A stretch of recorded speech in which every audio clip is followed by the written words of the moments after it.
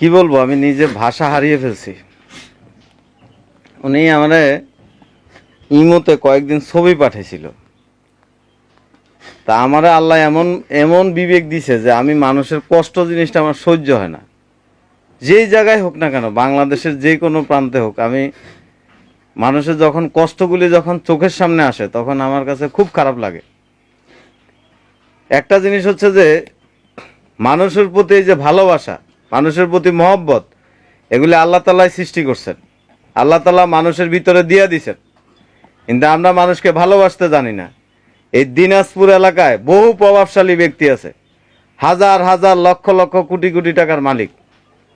লিচু বাগানের অভাব নাই, আম বাগানের অভাব নাই, বছরকে বছর ব্যবসা করতেছে।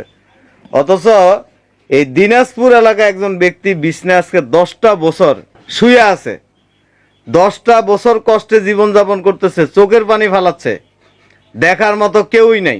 আমরা কোন সমাজে বসবাস করতেছি?